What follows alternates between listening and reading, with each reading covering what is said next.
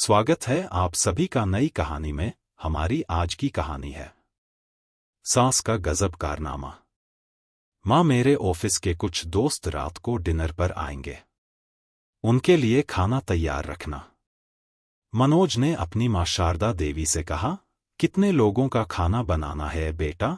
शारदा जी ने खांसते हुए पूछा। पहले तो आप ये खांसी करना बंद कीजिए, पूरे घर में खांसते फिरती हैं। आपको इतना भी नहीं पता कि मुंह पर हाथ रखकर खांसी करनी चाहिए? अच्छा लगता है क्या? मनोज गुस्से से चिल्लाया तो उसकी पत्नी संगीता को तो जैसे मौका मिल गया अपनी सास पर कटाक्ष करने का। यही बात तो मैं इन्हें समझा समझाकर थक गई हूं। घर में बच्चे भी हैं और खुले मुंह खांसी करती रहती हैं। इन्हें तो इतना भी नहीं पता कि खांसी करते समय कम से कम मुंह पर हाथ ही रख ले। बेटा, कितनी बार तो तुम्हें कहा है कि मुझे डॉक्टर के पास ले चलो, नहीं तो मुझे कुछ पैसे ही दे दो दवाई लाने के लिए। ठीक है माँ, आज संगीता तुम्हें डॉक्टर के पास ले जाएगी और दवाई दिलवा देगी, मनोज ने कहा। तो संगीता इसके विरोध में बोली, अरे कुछ नहीं है माँ जी को ये खांसी केवल इनकी चटोरी जुबान की वजह से है। कुछ भी खट्टा मीठा खा लेती है और फिर खांसते रहती हैं। दिन भर उल्टा सीधा खाने पर लगाम लगाएगी तो खांसी खुद ब खुद ठीक हो जाएगी। मनोज ने अपनी पत्नी संगीता की बात पर सहमति जताई और उसे कहा, दोपहर को मेरा एक जरूरी लेटर घर पर आने वाला है, वो लेकर रख लेना। रात का खाना तुम ही बना देना, माँ जी की तबीयत ठीक नहीं है। मेरे 4-5 दोस्त ऑफिस से आएंगे तो बढ़िया सा खाना बनाकर रखना। इस पर संगीता बोली, मुझे तो आज शॉपिंग पर जाना है और फिर शाम को मेरी किटी पार्टी भी है, मुझे तो वक्त नहीं मिल पाएगा।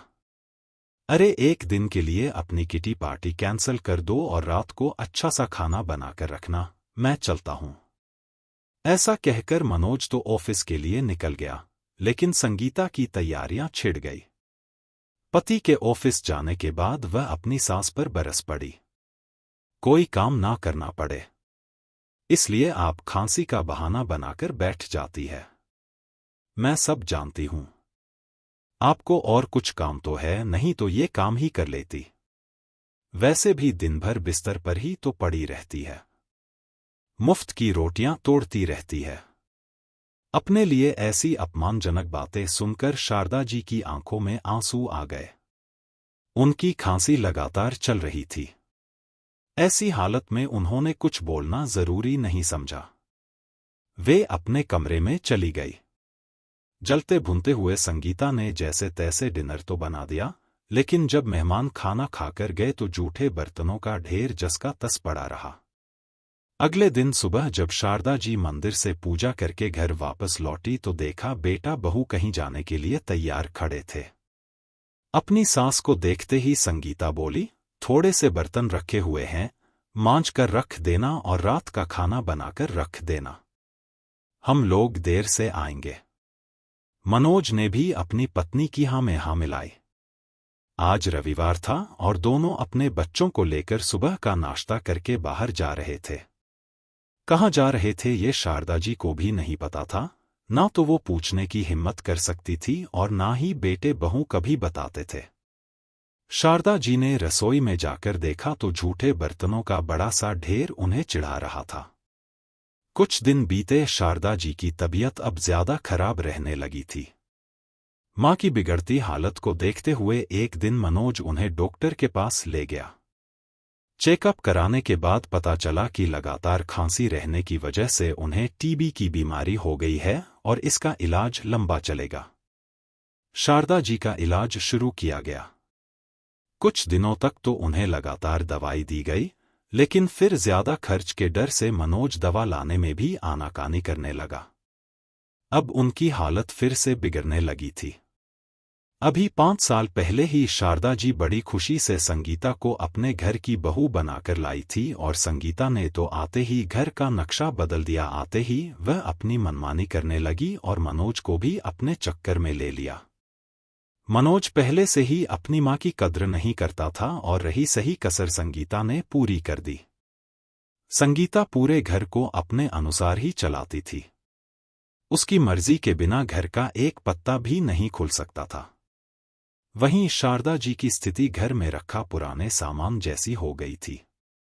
जब बेटा ही उनकी कद्र नहीं करता था तो बहू क्या करेगी। मनोज संगीता के सामने ही शारदा जी को कुछ भी कह देता था, जिस कारण संगीता और सिर पर चढ़ गई थी। संगीता के आने से पहले शारदा जी ने कामवाली बाई लगाई हुई थी, जो घर का झाड़ू पोछा और बर्तन करके जाती थी, पर संगीता ने आते ही घर खर्च अपने हाथ में ले लिया और काम वाली बाई हटवा दी, क्योंकि उसे लगता था कि कामवाली को पैसे देना बेकार है जब घर में सासू माँ बैठी रहती है। रात को दोनों देर से आए और खाना खाने बैठे तो मनोज चिल्लाकर बोला, ये क्या बना दिया है माँ, सब्जी में मसाला बहुत कम है। माँ, आपको खाना ढंग से बनाना नहीं आता है क्या? इससे अच्छा तो हम बाहर ही खाकर आते, आखिर इतना कमा किस लिए रहा हूं। ये फीका और बेस्वाद खाना खाने के लिए मनोज की तेज आवाज से शारदा जी हिल गई। वो चुपचाप अपने कमरे में आ गई और सुबकने लगी, संगीता को क्या कहती, जब अपना ही सिक्का खोटा हो तो दूसरे से क्या शिकायत करें। शारदा जी की जिंदगी उतार चढ़ाव से भरी रही थी। अपने मायके में 5 बहनों में सबसे बड़ी शारदा को हमेशा अपशगुनी कहा जाता था, क्योंकि दादी कहती थी कि शारदा अपने पीछे 4 बहनें और लेकर आई है। सारी बहनों के जन्म पर दादी फूट फूट के रोई। आखिर वंश तो बेटे ही चलाते हैं। 5 बहनों को देखकर उनकी दादी का मन कुलबुलाता रहता था और वो चाहती थी कि सभी जल्दी से जल्दी अपने घर चली जाएं और उन्हें इन सब के बोझ से मुक्ति मिल जाए। शारदा का पढ़ लिखकर अपने पैरों पर खड़े होने का सपना था, लेकिन पैसे की कमी के कारण शारदा को ज्यादा पढ़ाया भी नहीं गया और माँ पिताजी ने उसके लिए रिश्ता देखना शुरू कर दिया। दहेज तो था नहीं, सो अपने से 2 गुनी उम्र के विधुर आदमी के साथ उसका ब्याह करा दिया गया। शारदा शादी के बाद जब पहली बार घर आई तो देखा कि घर और दुकान पर तो उनके जेठ और जेठानी का ही राज चलता था। सारा दिन घर के काम करने में ही निकल जाता था। जेठानी भी शारदा को अपने रोब तले दबाकर रखती थी, फिर भी वह पूरी लगन के साथ काम में लगी रहती थी। शारदा के पति को उसकी हालत से कुछ खास लेना देना नहीं था, जो भी पैसा दुकान से लेकर आता था जुए में उड़ा देता था, लेकिन शारदा को अपने ससुर जी का बहुत सहारा होता था। कुछ समय बाद शारदा ने अपने बेटे मनोज को जन्म दिया, लेकिन उसके तुरंत बाद ही शारदा के ससुर जी चल बसे। मनोज के पिता रोज रात को शराब पीकर आते थे। अत्यधिक शराब पीने के कारण वो बीमार रहने लगे। इस अवस्था में भी डॉक्टर के मना करने के बावजूद उन्होंने शराब नहीं छोड़ी और लीवर खराब हो जाने के कारण उनकी मृत्यु हो गई। शारदा देवी तो छोटी सी उम्र में ही विधवा हो गई। अब शारदा एक एक पैसे के लिए दूसरों की मोहताज हो गई। आर्थिक तंगी से परेशान होकर जब शारदा ने दुकान की कमाई का हिस्सा मांगा तो उसके जेठ और जेठानी ने धक्के मारकर उसे और उसके बेटे को घर से बाहर निकाल दिया। पढ़ी लिखी तो थी नहीं, इसलिए कोई नौकरी भी नहीं मिली, पर पापी पेट का सवाल था। लोगों के यहां काम किया, बर्तन मांजे, फिर एक स्कूल में चपरासी बन गई। वहीं रहने को कमरा मिल गया और मनोज को भी उसी स्कूल में भर्ती करवा दिया। वहां उसकी आधी फीस भी माफ थी। अब शारदा अपने बेटे का पालन करने लगी। उसका स्कूल पूरा होकर कॉलेज शुरू हो गया। पढ़ाई में वह ठीक था, पर उस पर उसके बिगड़ैल पिता की छाप थी, वो ही गुस्सा और गाली गलौज करना। शारदा समझाती थी, पर वो किसी की नहीं सुनता था। कुछ ही सालों में मनोज एक कंपनी में अच्छे पद पर नियुक्त हो गया था और अच्छी तनख्वाह पाने लगा था।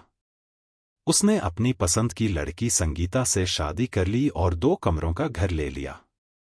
शारदा जी को वह अपने साथ रखता था, पर कभी उनसे प्यार से बातें नहीं करता था, कभी उनका हालचाल नहीं पूछता था। शारदा जी अब घर पर रहने लगी थी और घर संभालती थी। बेटा ढंग से बात नहीं करता था, पर उन्हें 2 समय का खाना तो मिल ही जाता था। संगीता के आने के बाद तो उनकी हालत और भी खराब हो गई। अब वह जाती भी तो कहाँ जाती, आखिर उन्हें रहना तो इसी घर में था।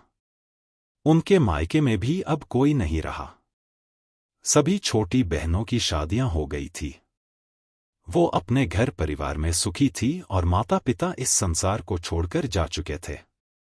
अब शारदा की तबीयत पहले से भी बदतर होने लगी थी। जितना हो पाता घर का काम कर लेती थी और यदि तबीयत ज्यादा खराब लगती थी तो बिस्तर पर ही पड़ी रहती थी। अपनी सास का यूं पड़े रहना बहू संगीता को बहुत खलता था। उसे लगता था कि उसकी सास केवल उसका खर्चा ही बढ़ा रही है। सोचने लगी जितने की माजी की दवाइयां आती हैं उतने में तो मैं एक काम वाली बाई रख सकती हूं।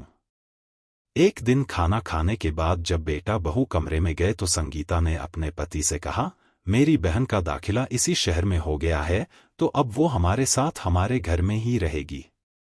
तुम अपनी माँ को वृद्धाश्रम भेज दो। अब इतने से घर में हम सब तो नहीं रह सकते हैं। वैसे भी तुम्हारी माँ तो सारा दिन खांसती रहती है। बच्चों को भी इन्फेक्शन होने का डर है। तुम ऐसा करो, अपनी माँ को वृद्धाश्रम में छोड़ आओ। बेकार में ही एक कमरा घेर रखा है। मेरी बहन उस कमरे में रह लेगी। इस पर मनोज बोला कि हम माँ को वृद्धाश्रम में कैसे छोड़ सकते हैं, फिर मेरी भी उनके लिए कुछ जिम्मेदारियां हैं। इस पर संगीता बोली, मनोज अब इमोशनल होने का समय नहीं है। प्रैक्टिकल होकर सोचो। माँ जी आए दिन बीमार रहती है, घर का काम भी नहीं करती है, उनकी दवाइयों का खर्च कुछ कम नहीं है। माँ जी का बोझ हमारे सिर से हटेगा तो मैं कामवाली बाई रख लूंगी। मुझसे घर का सारा काम नहीं किया जाता। हम लोगों की जितनी जिम्मेदारी बनती थी हमने कर दिया। अब हमारा भी अपना परिवार है। मुझे नहीं लगता अब हमें उन पर और पैसा नहीं लगाना चाहिए और फिर बिना मतलब ही कमरा घेर कर बैठी है। मेरे परिवार वाले क्या सोचेंगे कि मैं एक कमरा अपनी बहन को नहीं दे सकती। तुम कल ही माँ जी को सामान पैक करने के लिए कह दो, उन्हें वृद्धाश्रम छोड़ आओ। ठीक है, तुम सही कह रही हो। मैं कल ही माँ जी से बात करता हूं। शारदा देवी जी बाहर हॉल में बैठी हुई बेटे बहू की सारी बातें सुन रही थी। ये बातें सुनकर उनके तो पैरों तले जमीन ही खिसक गई। उनके दिमाग को जैसे झटका सा लगा। सोचने लगी, मैं वृद्धाश्रम चली जाऊं, पर क्यों चली जाऊं? मेरे बेटे का घर क्या मेरा घर नहीं है? बहू ऐसे कैसे कह सकती है कि मैं कमरा घेर कर बैठी हूं? इतनी तकलीफ सहन करके जिस बेटे को इस दुनिया में लेकर आई, हालातों से लड़ते हुए पाल पोसकर उसे पढ़ाया लिखाया, स्वयं कांटों भरी राह पर चलते हुए अपने बेटे पर आंच ना आने दी। बिना बाप के बेटे को इतनी मुश्किल से उसके पैरों पर खड़ा किया। उसके सर पर यह छत है तो केवल मेरी बदौलत है। आज वही बेटा मुझे वृद्धाश्रम भेजने की सोच रहा है। सोचते हुए उनकी आंखों से झरझरा बहने लगे। सोचने लगी कि मेरे त्याग और तपस्या का यही फल मिल रहा है मुझे। बेचारी शारदा जी आखिर कोसती भी तो किसे? अगर अपना ही खून अच्छा होता तो बहू की क्या हिम्मत थी ऐसी बात करने की। रात को सब लोग सो चुके थे, लेकिन शारदा जी की आंखों से नींद गायब थी। सारी रात अपने कमरे में पड़ी कुर्सी पर बैठी रही और आंखों से नीर बहाती रही। सोचने लगी कि अगर कमरा खाली करवाना ही था तो इसके लिए मुझे वृद्धाश्रम भेजने की क्या जरूरत आ पड़ी। मैं तो हॉल में भी सो जाती, नहीं तो स्टोर रूम में ही रह लेती। सोचते सोचते उनकी आंखों से आंसू फिर से बहने लगे और फिर से उन्हें खांसी छिड़ गई। सोचा कि बेटे को गर्म पानी देने के लिए बोलूं। फिर अचानक ख्याल आया, कौन सा बेटा? अब वो बेटा अपना रहा ही कहा। अगले दिन जब मनोज और संगीता सुबह उठे तो देखा कि माँ जी तो अभी उठी ही नहीं। सोचने लगे कि माँ उठे तो वृद्धाश्रम भेजने की बात करें। 1 घंटा बीतने के बाद भी जब माँ जी कमरे से बाहर नहीं निकली तो मनोज और संगीता ने माँ जी के कमरे का दरवाजा खोला और अंदर गए। लेकिन ये क्या, माँ जी तो वहां थी ही नहीं। अलमारी खोलकर देखा तो माँ जी के कपड़े भी गायब थे। वे दोनों सोचने लगे, आखिर माँ हमें बिना बताए जा कहाँ सकती है? इतने में मनोज की नजर माजी के बिस्तर पर रखी एक चिट्ठी की तरफ गई। देखते ही मनोज चिट्ठी की ओर लपका और जल्दी से खोलकर उसे पढ़ने लगा। चिट्ठी में लिखा था, मेरे प्यारे बेटे मनोज, हमेशा सुखी रहो। मेरे बेटा बहू मेरे बारे में क्या सोचते हैं, ये जानने के बावजूद भी ना जाने क्यों मेरे मन से तुम्हारे लिए दुआएं ही निकल रही है। मेरे अपने बेटे होते हुए भी तुम मुझसे इतने पराए कैसे हो गए, ये बात समझ पाना शायद इस जन्म में तो मेरे लिए मुमकिन नहीं है। ना जाने क्यों एक माँ वृद्धा अवस्था में पहुंचकर अपने ही बेटे और बहू पर बोझ बन जाती है। तुम मेरे भविष्य के बारे में क्या सोच रहे हो वो सब तो मैंने रात को ही सुन लिया था, लेकिन मुझे मेरी आगे की जिंदगी कैसे बितानी है, इस बात का फैसला मैं तुम लोगों को हरगिज नहीं करने दूंगी। मैं तेरी मां हूं, कोई निर्जीव सामान नहीं जो उठाया और घर से बाहर फेंक दिया। मैं केवल बूढ़ी हुई हूं, लेकिन लाचार बिल्कुल भी नहीं। मैं तुम लोगों का घर छोड़कर हमेशा हमेशा के लिए जा रही हूं और आशा है कि मेरे जाने के साथ ही तुम्हारे सिर पर पड़ा बोझ भी खत्म हो जाएगा। भगवान तुम्हारा भला करे। तुम्हारी अभागी मां। पत्र पढ़कर 2 पल के लिए मनोज की आंखों में आंसू आ गए। उसे पछतावा भी हुआ, परंतु केवल कुछ समय के लिए ही। थोड़ी देर बाद ही संगीता की बहन सुमी घर पहुंच गई और फिर घर का माहौल ऐसा हो गया कि जैसे कुछ हुआ ही ना हो। रात तक मनोज और संगीता माँ जी को भूल चुके थे।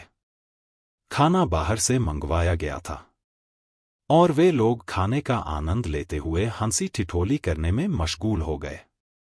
शारदा जी अपने कपड़े और थोड़ा सा सामान लेकर ही घर से चली गई। एक दिन पहले ही शारदा जी को उनकी विधवा पेंशन मिली थी, तो सबसे पहले उन पैसों से उन्होंने अपने लिए दवाइयां खरीदी। उन्होंने मन ही मन सोच लिया था कि उन्हें क्या करना है। तुरंत अपने से छोटी बहन को फोन लगाया और उसे अपने पीहर वाले घर में मिलने के लिए बुलाया। काफी सालों से वो घर बंद पड़ा था, वहां रहता भी तो कौन। माँ पिताजी तो काफी साल पहले ही चल बसे थे और बहनों का कोई भाई नहीं था जो उस घर की रौनक को बरकरार रखता। शारदा जी की बातों में परेशानी की झलक को भांपकर उनकी छोटी बहन ने अन्य बहनों को भी बुलावा भेज दिया। शारदा देवी भी सीधे अपने गांव चली गई। वह गांव में अपने पुराने घर को देखकर उनकी तबीयत हरी हो गई। घर बंद था तो शारदा जी ने पड़ोस से चाबी ली और अपना घर खोल दिया। आज उन्होंने भी खुलकर सांस ली। अगले ही दिन उनकी 5 बहनें उनसे मिलने के लिए वहां आ गई। सब लोग इकट्ठे हुए तो शारदा जी ने सबके सामने अपने हालात बयां किए। बहनों ने कहा कि आप हमारे घर आ जाए, पर सब अपने ससुराल में थी तो किसी के यहां जाकर भी लंबे समय तक रहना संभव नहीं था। सभी ने एक मत से पिताजी का खेत शारदा दीदी को उपहार में दे दिया ताकि वह अपना जीवन यापन कर सके, और थोड़ी नगद राशि भी शारदा जी ने अपने वर्तमान की आवश्यकताओं को पूरा करने के लिए उन पैसों को रख लिया, लेकिन साथ ही ये वादा भी किया कि भविष्य में वह उनके पैसे वापस लौटा देगी। चारों बहनों के लिए भी यह घाटे का सौदा नहीं था, क्योंकि उन्हें अपना मायका वापस मिल चुका था, जहां चारों बहनें समय समय पर कुछ दिन बिताने के लिए आ जाया करती थी। समय के साथ साथ शारदा जी बिल्कुल स्वस्थ हो चुकी थी। शारदा जी को घर और खेत मिल गए और अपने पिताजी से उन्हें खेती का अच्छा ज्ञान मिला हुआ था, सो उन्होंने खेतों में मजदूर लगा दिए। मजदूरों ने उनके बताए गए तरीके से खेती की और फसलें लहलहाने लगी। उनकी अच्छी कमाई होने लगी। धीरे धीरे उन्होंने अपनी बहनों द्वारा दी गई नकद राशि भी लौटा दी। सभी बहनों में बड़ी होने के नाते एक मां की तरह सभी को तीज त्योहार पर अच्छे अच्छे उपहार भी देने लगी। अपने खाने पीने का इंतजाम करके वह बाकी रुपए समाज सेवा में लगाने लगी। एक विधवा होने का दुख उनसे बेहतर और कौन समझ सकता था, इसलिए वह अपने जैसी अन्य विधवा औरतों और बुजुर्गों की मदद करने लगी। उनकी समाज सेवा के चर्चे गांव भर में होने लगे। कई समाज सेवी संस्थाएं भी आगे आकर उनको सहयोग करने लगी। अब शारदा जी खुश रहने लगी थी। उन्हें अपने जीवन का एक उद्देश्य मिल गया था।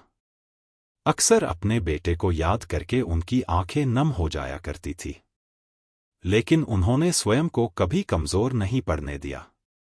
उन्होंने अपने ही घर में लड़कियों के लिए एक विद्यालय खोल दिया, जहां गांव की लड़कियों को निःशुल्क शिक्षा दी जाती थी, ताकि गांव की लड़कियां अपने पैरों पर खड़ी हो सकें और पढ़ लिखकर अपना भविष्य बना सकें, ताकि उन्हें अपने पति और बेटे पर निर्भर ना रहना पड़े।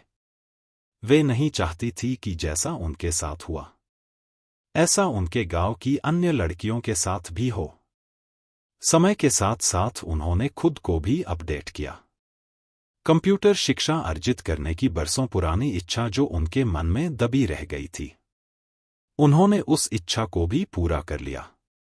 केवल 2 वर्षों के भीतर ही बेटे के घर में बहू से दबी रहने वाली शारदा जी आज एक सुपर एक्टिव समाज सेविका में परिवर्तित हो चुकी थी। शारदा जी की लोकप्रियता गांव से होकर अब शहरों में बढ़ने लगी थी। उन्होंने छोटी छोटी कोशिशों से बड़े बड़े काम कर दिए। उन्हें कई संस्थानों ने भी सम्मानित किया और सहयोग दिया। एक दिन जब मनोज ने सुबह अखबार खोलकर देखा तो अपनी मां की फोटो और लोकप्रियता देखकर उसका सिर चकरा गया। उन्हें बड़ा सम्मान और नकद राशि मिलने वाली थी। उसे अपनी मां के बारे में पता चला तो उसने अपनी पत्नी को भी बताया। इस पर संगीता मनोज को कहने लगी कि हम उनके इकलौते बेटा बहू हैं। वह अपनी जायदाद हमें नहीं देगी तो किसे देंगी? आखिर इस जायदाद पर हक तो हमारा ही बनता है। जायदाद के लालच में दोनों गांव के लिए तुरंत रवाना हो गए। पहुंचे तो नौकर ने बताया कि शारदा देवी जी किसी समारोह के उद्घाटन के लिए बाहर गई हैं। थोड़ी देर में आती ही होंगी। मनोज और संगीता घर के बाहर निकलकर खेतों को निहारने लगे। हरी हरी फसलें खेतों में लहरा रही थी। वे भी देखकर हैरान थे कि उनकी मां ने इतने कम समय में इतना सब कुछ कैसे हासिल कर लिया। सोच विचार में डूबे मनोज के विचारों को एकाएक विराम लग गया। जैसे ही कानों में तेज हॉर्न बजने की आवाज आई, पीछे मुड़कर देखा तो मनोज और संगीता की हैरानी का ठिकाना न रहा। उनकी मां शारदा देवी स्कूटर चलाकर घर को लौट रही थी। संगीता भी देखकर हैरान थी कि वो बेचारी सी शारदा देवी कभी अपनी दवा के लिए भी उनके सामने गिड़गिड़ाया करती थी, आज समाज की सम्मानित महिला बन चुकी थी। उसके चेहरे से आत्मविश्वास साफ झलक रहा था। अपने बेटे को देखकर एक बार तो शारदा जी के मन में ममता जाग उठी थी, लेकिन फिर उस ममता को अपने दिल के किसी कोने में समेटकर मजबूती से बोली, अब क्या करने आए हो यहां तुम लोग? मां, हम तुम्हें घर वापस लेने आए हैं। हमें अपने किए का बहुत पछतावा है। अब तुम अनजान लोगों के साथ नहीं रहोगी। अपने घर में अपने परिवार के लोगों के साथ रहोगी। अपनी खेती तुम मेरे हवाले कर दो। ये जिम्मेदारी मैं ले लूंगा। मेरे होते हुए मेरी मां इतना काम करे, अब ये मैं कतई बर्दाश्त नहीं करूंगा। मनोज का साथ देने के लिए संगीता भी बोली, हाँ मां जी, अब आपके बेटा बहू आ गए हैं। आपको काम करने की कोई जरूरत नहीं है, हम संभाल लेंगे। शारदा जी, जो अपने बेटे और बहू को अच्छे तरीके से जानती थी, उनके लालच को तुरंत पहचान गई। मुझे तुमसे इसी बात की उम्मीद थी जो अपनी सगी मां को घर से निकालकर बेसहारा कर सकते हैं। वो इन असहाय और बेघर लोगों के बारे में क्यों सोचेंगे?